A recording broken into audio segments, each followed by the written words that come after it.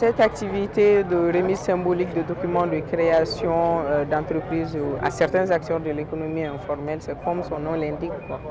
Parce que la Confédération malienne du travail, depuis sa création en 2006, s'est donné comme mission de formaliser les acteurs de l'économie informelle qui, à travers des études, montrent qu'ils sont composés à plus de 50% de la population malienne. Donc c'est une couche vraiment importante de la population malienne active pour les laisser de côté. Leur formalisation, tout d'abord, ça va leur permettre d'être d'abord reconnus par l'État comme travailleurs, parce qu'ils seront fichés au niveau de l'API, l'Agence pour la promotion de l'investissement, où ils ont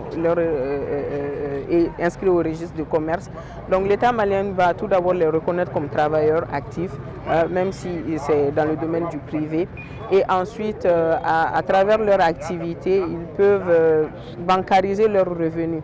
Et aussi, ça va leur donner aussi l'opportunité d'avoir accès aux prêts bancaires pour pouvoir booster un peu leur activité.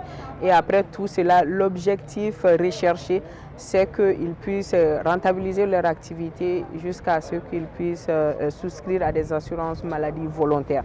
Donc, ce qui permettra aussi la création de travail décent au Mali, qui ne sera pas non seulement consacré au niveau du gouvernement ou bien au niveau des entreprises formelles privées qui sont au Mali, mais les acteurs de l'économie informelle aussi, quand on les formalise bien, ils peuvent bénéficier de la couverture maladie universelle. Oui, bien entendu, parce que comme je l'ai dit, le PNUD a produit un rapport en 2020 qui estime que 90% de la population malienne sont dans l'économie informelle. D'une manière ou d'une autre, c'est un fait qui est là. Donc cela veut dire que presque toutes les familles ont ne serait-ce qu'un membre au minimum qui se retrouve dans ce secteur-là. Et nous voyons aussi que certains salariés même font des activités génératrices de revenus. Donc cette activité est vraiment importante pour non seulement lutter contre le chômage, mais pour aussi décongestionner aussi le flux du chômage aussi qui existe, ou bien les gens qui sont à l'attente d'un travail salarié, que ce soit au niveau de la fonction publique ou dans les grandes entreprises.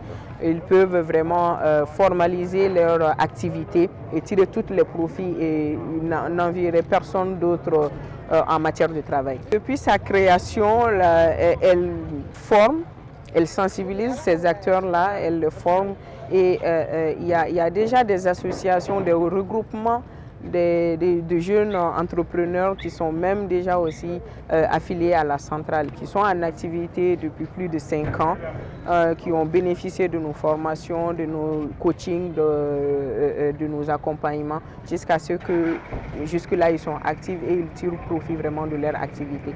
Donc c'est une suite et ça va continuer.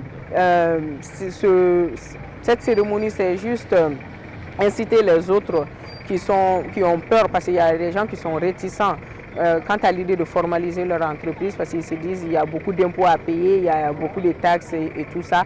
Mais c'est pour combattre cette désinformation-là, pour dire que tout d'abord, les droits de création d'entreprise sont à 10 000 francs par entreprise individuelle. Maintenant, les GIE sont un peu plus conséquents, mais pour une entreprise individuelle, c'est à moindre coût. Et après, en fonction de leur revenus, ils peuvent payer que des impôts synthétiques en fonction du format de l'entreprise. Donc c'est vraiment pour dire qu'ils n'ont pas à avoir peur de se formaliser, parce qu'ils en tirent beaucoup plus de bénéfices que de mésaventures. Oui, c'est de vraiment encourager toujours nos mandants, c'est-à-dire les travailleurs de l'économie informelle qui sont membres de la centrale, et par au-delà aussi inviter tous les autres acteurs du secteur informel du Mali à se formaliser pour vraiment leur participation à l'économie nationale et aussi pour la promotion du travail décent au Mali.